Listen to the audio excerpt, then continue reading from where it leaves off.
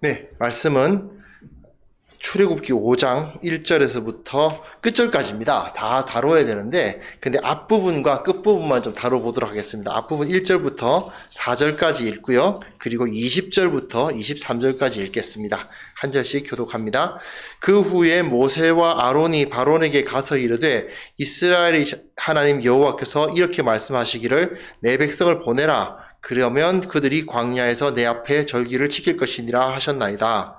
아론 그 위에 누가 이스라엘 문을 듣고 이스라엘을 보내겠느냐? 나는 여호와를 알지 못하니 이스라엘을 보내지 아니하리라. 그들이 이르되 히브리인의 하나님이 우리에게 나타나셨은즉 우리가 광야로 사흘 길쯤 가서 우리 하나님 여호와께 제사를 드리려 하오니 가도록 허락하소서. 여호와께서 전염병이나 칼로 우리를 치실까 두려워하나이다. 애굽 왕이 그들에게 이르되 모세와 아론아 너희가 어찌하여 너희의 노역을 격추게 하려느냐? 가서 너희의 노역이나 하라. 20절 보겠습니다.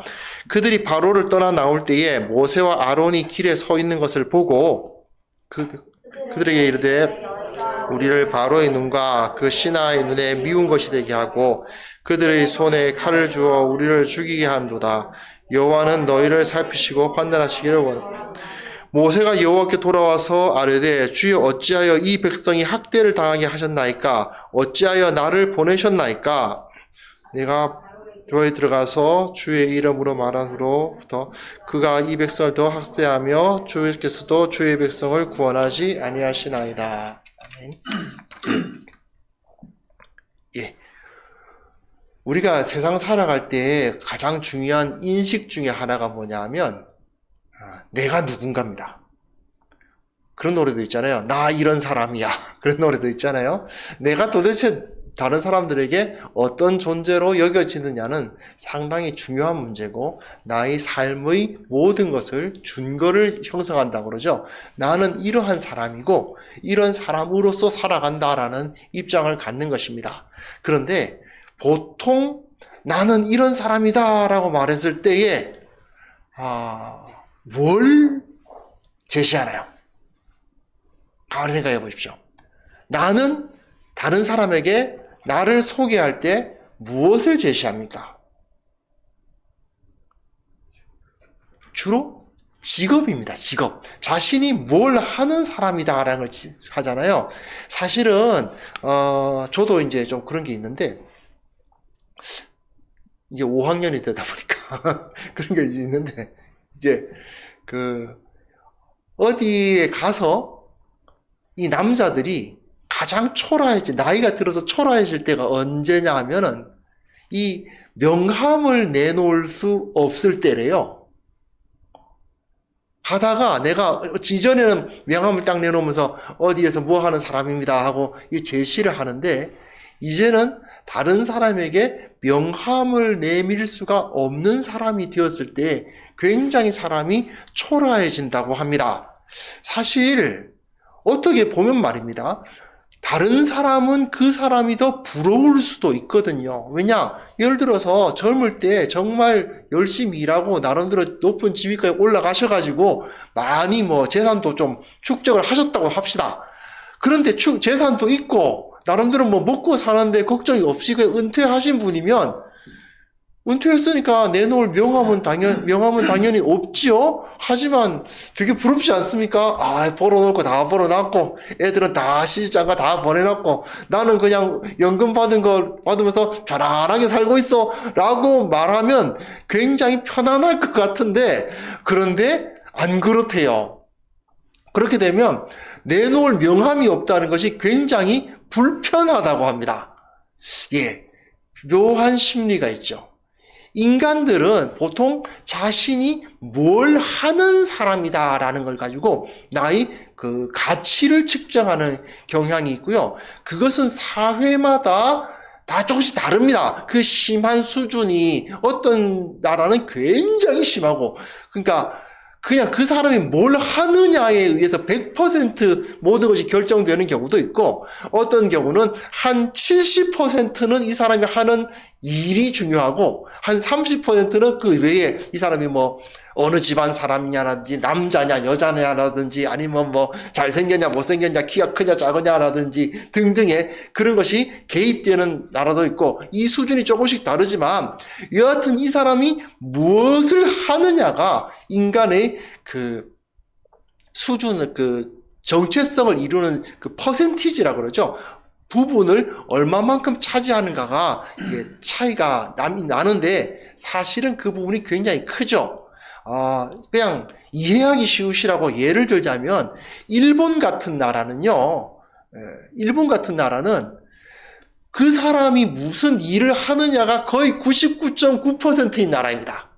그 사람이 그 사회에서 어떤 일을 맡고 있느냐가 그 사람의 정체성을 결정해요. 가장 좀 우스운 게 그런 거잖아요. 왜 일본에서는 그 목욕탕을 가도 남탕에 여자들이 막 들어옵니다. 저도 가고 깜짝 놀란 적이 있었는데 성교 갔다가 남탕에 여자들이 막 들어와요. 그런데 전혀 그 개입 신경 쓰지 않고 막 그렇게 합니다. 왜 그러냐면 그 사람은 여자가 아니라 그 수건을 정리하고 목욕탕을 청소하는 사람일 뿐이에요. 그 사람은 여자가 아니에요. 가끔은 그때 그 선교사님, 일본 선교사님 그 사모님께서 여성 교사님이시죠. 사모님께서 그 이야기를 하시는데 자기도 이제 그 워낙 일본에서 온천이 좋으니까 자기도 이제 목욕탕을 가는데 그냥 그 남자 경찰관이 막 들어오더랍니다. 정복을 입고. 그런데 이 여자분들이 전혀 부끄러워하지 않고 그냥 일어서가지고 무슨 일 있냐고 물어보더랍니다. 여자분들이.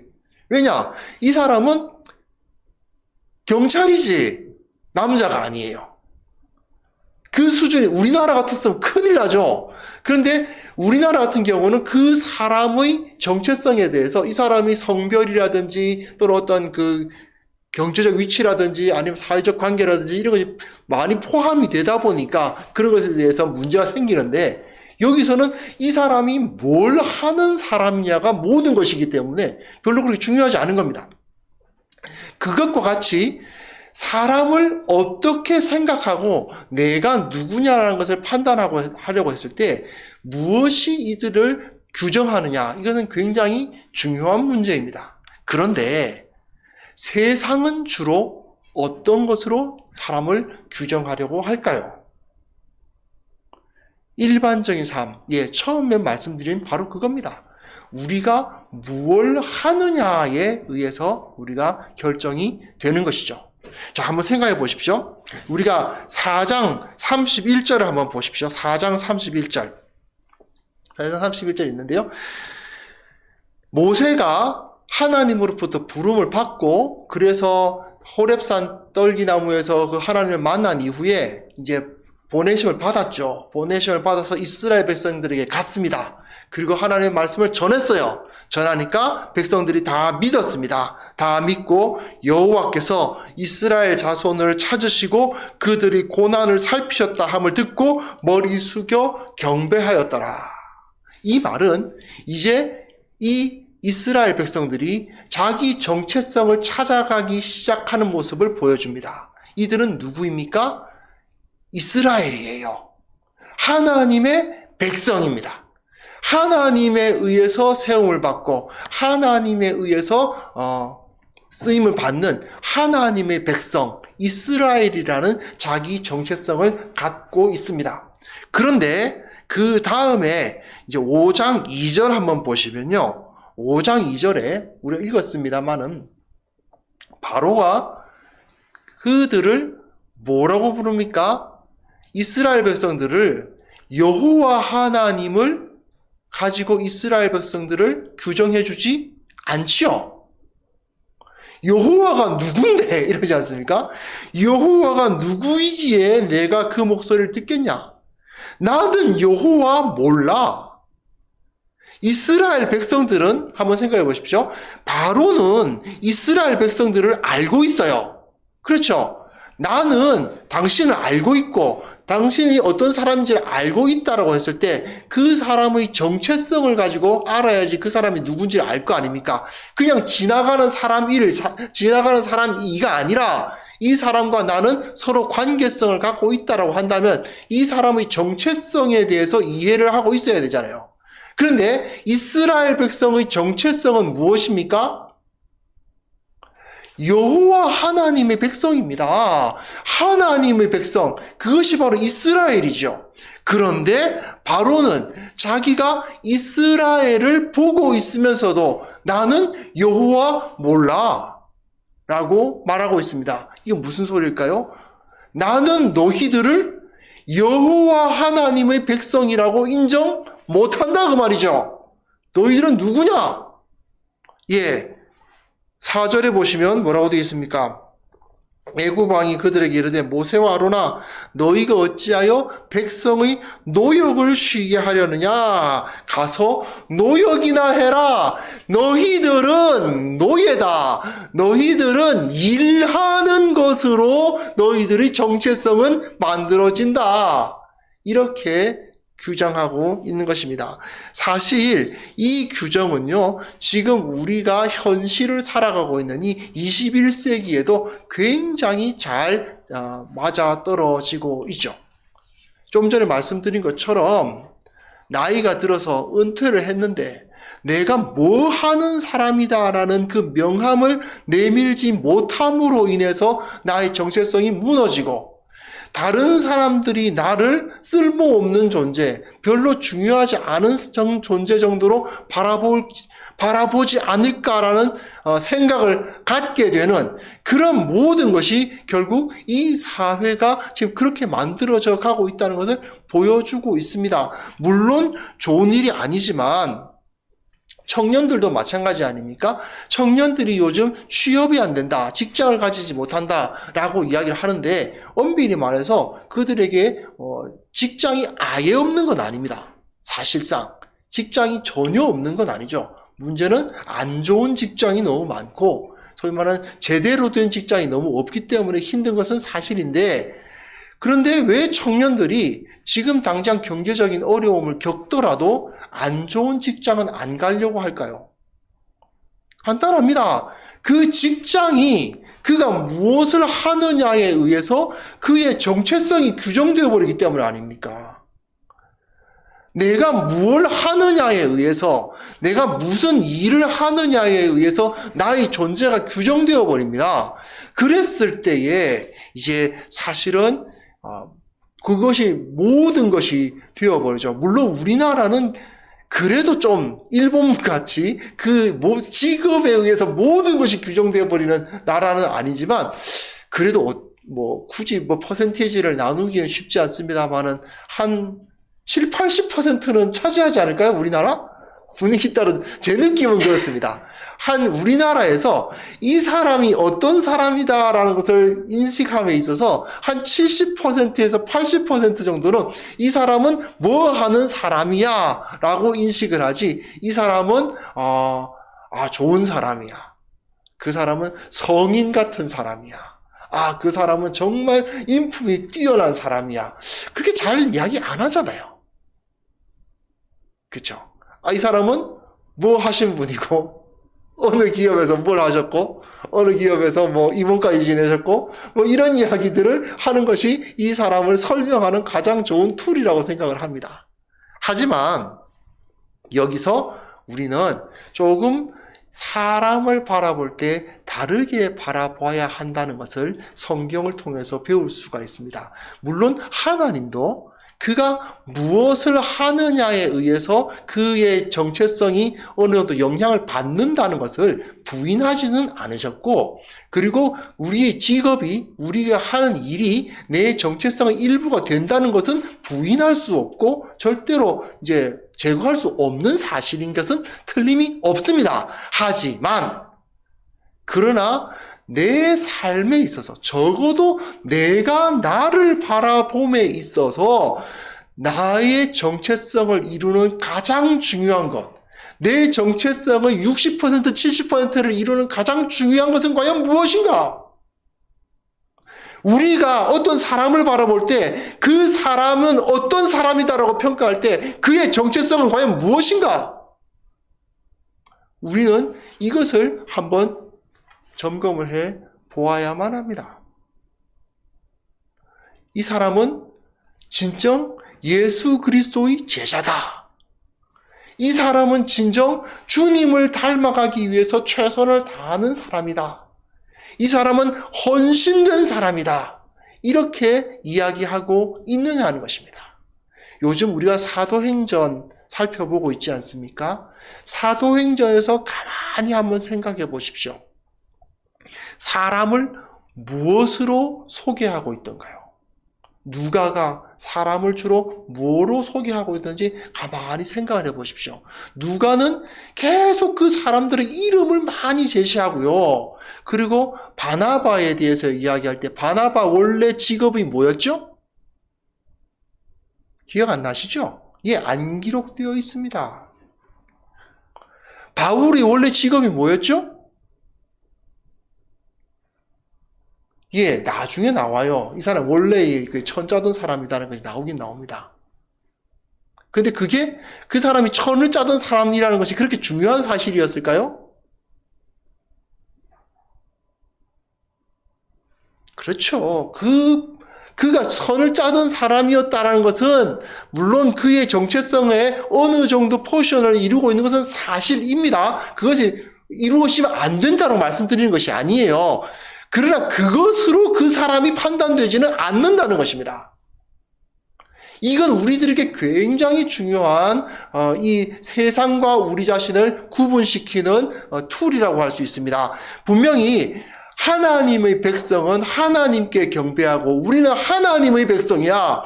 우리는 구원받은 하나님의 백성이야. 우리는 예수 그리스도의 제자야. 나는 저 하나님 나라의 시민이야. 라고 말하는 것이 기본입니다. 그렇지 않습니까? 마치 이런 모습을 가장 잘 제가 느끼게 된 건 사실은 선교 여행 갔을 때예요. 선교를 가보면 한국인입니다. 한국인으로서 내가 무언가를 한다고 했을 때 내가 여기서 잠깐 있는데 나의 직업을 가지고 내가 이 사람들에게 뭘 소개해 주지를 않더라고요. 어디서 왔다? Where are you from? 그 맨날 그게 걸핏 하면 잘 영어 못하는 사람들이 물어봐요. Where are you from? 이러면 이제 I'm from Korea, South Korea, North Korea. 그러면 South Korea 이러면서 이제 이야기를 합니다. 당신 출신지가 어디냐라는 질문으로 묻지 내가 원래 뭐 하는 사람이냐에 대해서는 저 사람들도 별로 관심이 없고 저도 저 사람들에게 그것을 소개하고 싶지 않아요. 우리는 하나님 나라에 속한 이 세상에서 나그네들 아닙니까? 그렇죠? 우리의 본향이 이곳입니까? 우리의 본향은 저 하늘나라에 있는 것이 아니었던가요? 그것을 생각해 본다면 내가 나 자신을 여기서 평가했을 때 내가 무엇을 하느냐에 의해서 나를 평가하고 그것을 가지고 이제 결정하고 나의 정체성을 이루는 그런 모습은 이제는 좀 벗어나야만 된다는 것입니다. 그런데 문제는 뭐냐면 하나님을 믿지 않는 사람들 앞에서 딱 조우를 하면 우리의 약하고 어리석은 연약한 심령들은 그들의 판단과 그들의 생각에 제압을 당하는 경우가 굉장히 많습니다. 특히 저들이 상당히 크고 강력한 힘을 가지고 있고 두렵다고 느껴지면 느껴질수록 그렇죠. 그렇지 않습니까? 상대방이 굉장히 강하니까 그들이 규정하는 것 앞에 꼼짝을 못하는 것입니다. 자, 여기 5장 8절 한번 보십시오. 5장 8절에 보시면요, 이 바로가 이스라엘 백성들을 내보내달라고 이야기를 하니까 뭐라고 하느냐면 그들이 뭐라고요? 게으르다고 해요. 그리고 5장 17절에도 보시면 바로가 이르되 너희가 게으르다는 말은 뭐냐면 이제 히브리어에서는 같은 단어를 두 번 쓰면 강조하는 표현이 되거든요. 너희들 몹시 게으르다. 그렇게 평가를 합니다. 세상 사람들의 평가에 의하면 내가 뭘 하는 사람냐에 의해서 나의 정체성을 규정하지 않게 되면 이것과 비슷한 이제 평가를 받게 된다는 것입니다. 이 당시에 바로는 우리는 하나님의 백성으로서 하나님께 제사를 드리고 하나님께 영광을 돌려야 되겠습니다 라고 말하니까 이들이 생각할 때는 너희가 게으르다, 일하기 싫어하는 자들이구나 라고 표현을 해버립니다. 세상에서 우리가 21세기를 살아가는 우리들은 어떨까요? 게으르다라는 표현을 이제 뭐 들을 수도 있고 또는 뭐 좀 이상하다, 이상하다, 좀 뭐 딴 세상 사람들이냐? 너희들 그렇게 어떻게 살래? 너희들 도대체 뭐 생각이 있냐 없냐? 이런 이야기를 듣게 됩니다. 도대체 너 참 이상한 애구나 라는 말을 들은 적이 저도 되게 많은데요. 보시다시피 제가 좀 이상한가요? 이상하다는 표현을 늘 많이 쓰는데, 제가 전 직장에서는 이제 3외 중에 한 명이었어요. 어떤 사람은 이제 외톨이, 어떤 사람은 외국인, 어떤 사람은 외계인이었는데, 그 3외 중에 한 명이었어요. 지금 저거 외계인이라고, 다보 이상한 사람이라고 그렇게 표현들을 합니다. 근데 엄밀히 말해서 말입니다. 그리스도인들은 이 세상에서 외계인 맞습니다. 이 세계, 왜 계자, 세계 할 때 계자잖아요. 이 세계에 속한 사람들이 아니에요. 선교사가 그 나라에 갔을 때 외국인일 수밖에 없는 것처럼 그리스도인들은 이 세상에서 외계인일 수밖에 없는 겁니다. 그리고 나는 그 의식을 가지면서 살아야 되죠. 그런데 강력한 그 공격에 의해서, 그리고 그것에 의해서 힘이 드니까, 왜 이 당시에 제가 읽지 않았습니다만 이런 일이 벌어지지 않았습니까? 이스라엘 백성들이 나가서 하나님을 섬겨야 되겠다 하니까 얘들이 게을러서 이런다 이러면서 벽돌을 만드는 일을 이스라엘 사람들이 다 하는데, 당시에는 벽돌을 만들 때 그 집, 그러니까 여러 가지 그 나무 풀떼기 같은 거 이런 것을 흙과 섞어가지고 거기에 붙여서 그걸 굳혀서 이제 벽돌을 만드는데, 워낙에 비가 많이 안 오는 곳이니까 굳이 그걸 구워가지고 단단하게 만들 필요가 별로 없는 거죠. 그래 그냥 굳혀가지고 그 흙에다가 짚을 넣어서 그 굳혀가지고 그것을 만들어 놓으면 그걸 가지고 쌓아가지고 이제 뭐 여러 가지 건축물들을 만들었던 겁니다. 그래서 그 벽돌 만드는 게 주 업무인데, 예전에는 애굽 사람들이 짚을 이렇게 한가득 가져서 막 쏟아 넣어주면 그 사람들이 그걸 가지고 가서 그걸 이렇게 뭉쳐가지고 벽돌을 만드는데, 이제는 바로가 그 집 갖다 주는 것도 하지 말라고 합니다. 얘네들도 다 시키라고 그래. 그런 일이 생깁니다. 자, 여기서 출애굽기에서는 상당한 묘한 아이러니를 주죠. 왜냐하면요, 이스라엘 백성들이 게으릅니까? 아니면 바로가 지휘하고 있는 애굽인이 게으릅니까? 이 상황에서 누가 일을 안 하겠다는 거죠? 짚을 안 가져다 주겠다는 건 애굽인이잖아요. 짚을 안 가져다 주겠다는 것은 바로가 하는 이야기 아닙니까? 실제로는 말이죠, 우리가 이 세상에 속하지 않았다 하더라도 오히려 그리스도인들은 이 세상에 좋은 영향력을 끼치는 사람들 아닙니까? 이 세상 가운데 빛을 던지는 사람들이고 이 세상의 소금이 되는 사람들이죠. 그런데 사실은 저 세상에 있는 사람들이 세상을 망가뜨리고 사람이 살기 힘든 세상을 만들고 경쟁으로 치열한 세상을 만들어가지고 사람들이 그냥 내가 살기 위해서는 제가 죽어야 되는 세상을 만드는 이런 세상을 만들어가고 있는 것이 누구란 말입니까? 네, 그 세상에 속한 자들이에요. 하지만 세상에 속하지 아니한 우리들은 오히려 이 세상 가운데 빛을 던지고 이 세상이 썩지 않도록 소금이 되어주는데, 그런데도 저들이 뭐라고 말합니까? 예, 너희는 게으르다, 게으르다. 너희가 세상을 어렵게 만들고 있어. 너희가 우리들을 힘들게 만들고 있어. 또는 너희 때문에도 우리들이 너희들이 할 일까지 우리가 해야 돼. 이런 이야기를 당하게 되는 거죠. 사실은 누가 옳으냐? 엄밀히 말하면 모든 사람에게 이 당시 애굽에서 휴일이라는 개념이 없으니까요.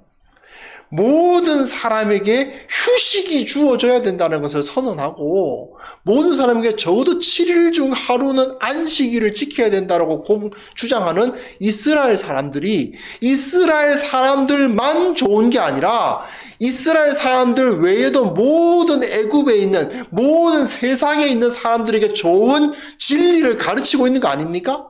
정말 사람이 사람답게 살아갈 수 있는 진정한 진리를 그들이 전하고 있는데 그런데 정작 세상 사람들은 너희가 게으르다 게으르다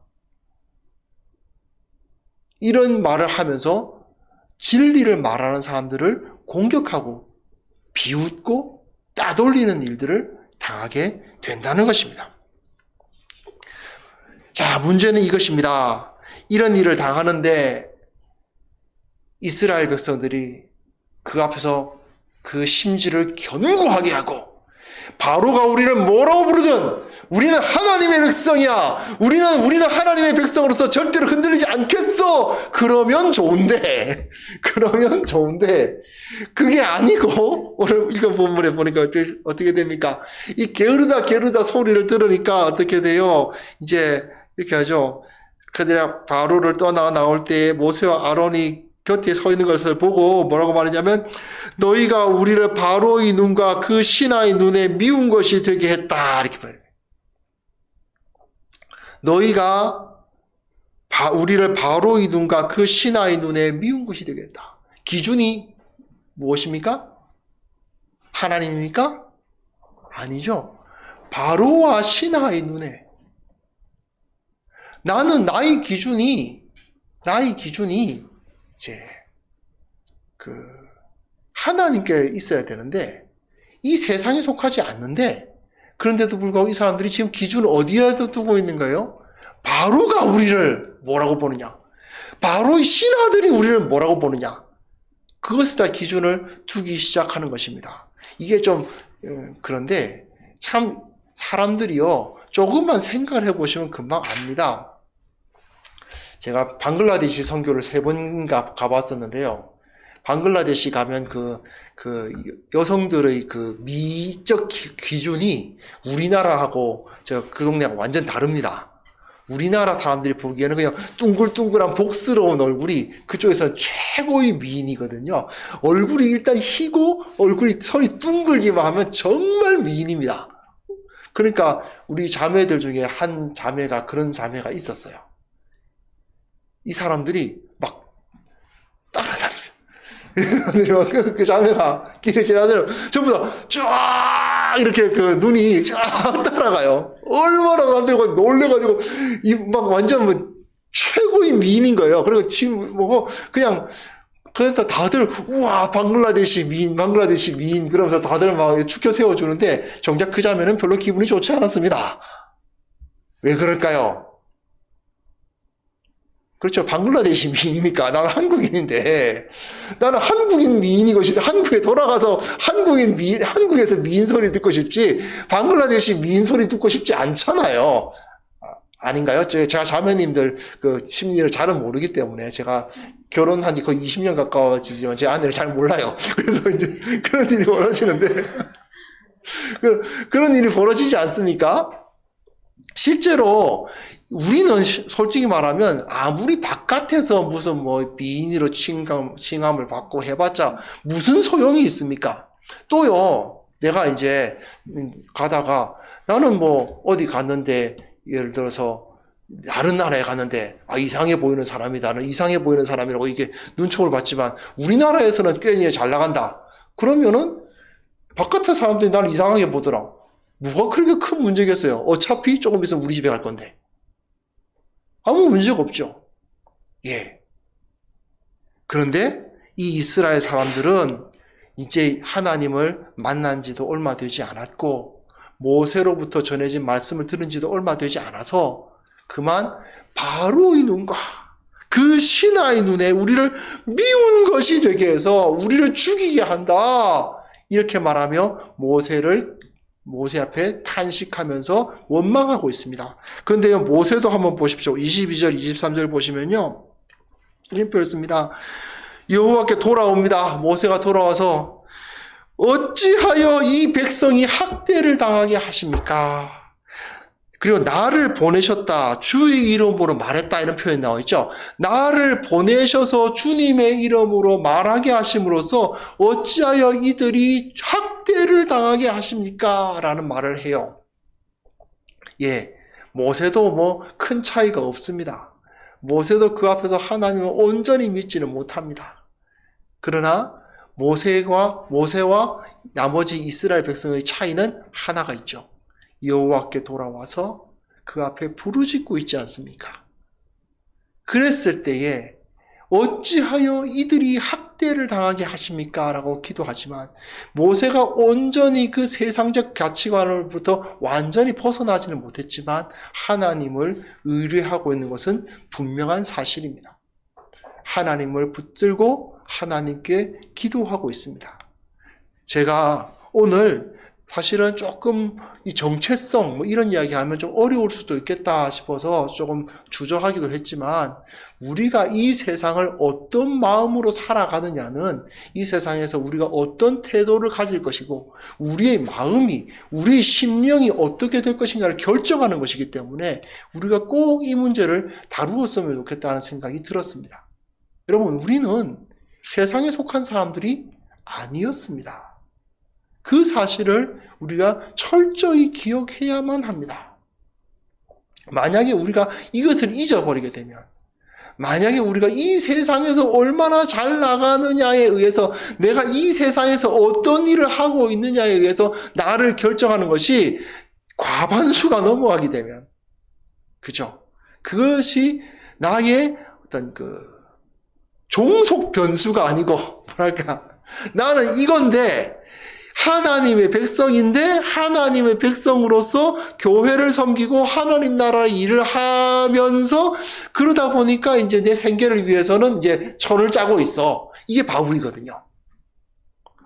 그렇죠? 나는 하나님 나라의 일을 하는데 그걸 하다 보니까 이것도 조금 해야 되겠어. 그냥 내 삶의 일부만, 그것이 일부를 가지고 그것을 통해서 하나님께 영광을 돌릴 수 있어 라고 말하는 거지, 내 삶의 전체가 그것이 되어지지는 않지 않습니까? 내 심령 전체가 그것으로 잠식당하지는 않거든요. 바로 이것이 우리들에게 있어서 그리스도인들로서 하나님을 의뢰하는, 오직 하나님께 하나님을 의지하는 태도의 기본이라고 할 수 있습니다. 그런데 문제는, 저도 마찬가지고, 제가 이런 말씀 전하겠지만 제가 뭐 그렇게 대단한 엄청난 뭐 예수님 같은 사람이 아니다 보니까 저도 사실 그래요.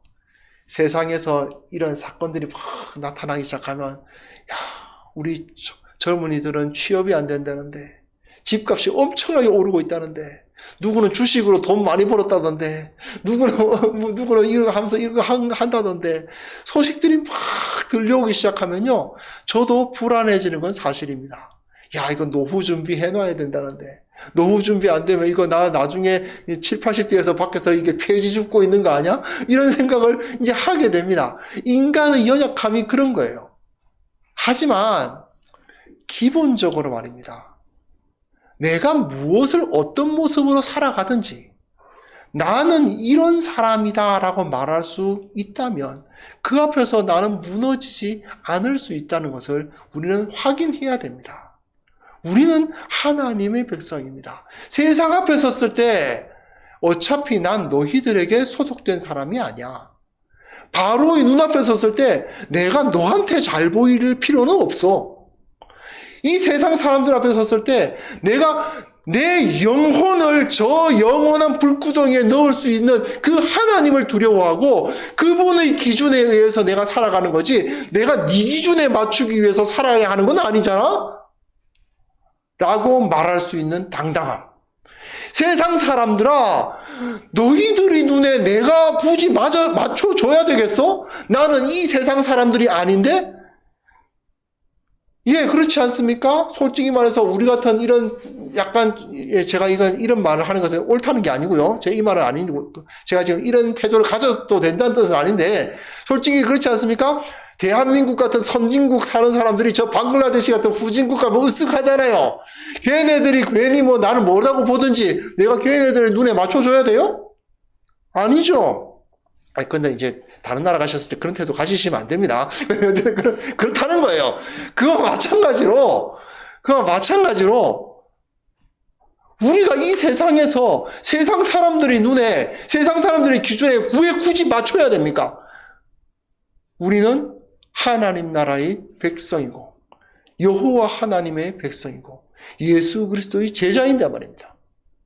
이것을 우리가 확인하는 시간이 되었으면 좋겠습니다. 이제 이 자리를 나가서 또 이 예배가 끝나면 또 이 세상 가운데서 한 자리에서 우리는 각자의 일을 감당할 것입니다. 그렇다 하더라도 그곳에서 나는 하나님의 백성이다. 세상 앞에 맞닥뜨려졌을 때 세상에게 잘 보이려 하는 것이 아니라 우리 하나님을 의뢰하는 그 참된 그리스도인, 그 진정한 예수 그리스도의 제자로서 우리가 거듭날 수 있기를 바랍니다. 이 시간 잠깐 기도하겠습니다. 하나님 아버지, 주님께서 저희들 너무나도 사랑하셔서 우리들 가운데 그 은혜를 허락하여 주셨음에 감사를 드립니다. 아버지, 우리가 주님의 사랑을 우리가 온전히 받게 하여 주시고 주님의 사랑 안에 거하게 하여 주시고 우리의 정체성이 정말 주님에 의해서 결정될 수 있도록 주님 우리 가운데 역사하시고 우리를 지혜롭게 하시고 참된 하나님의 뜻을 알게 하여 주옵소서.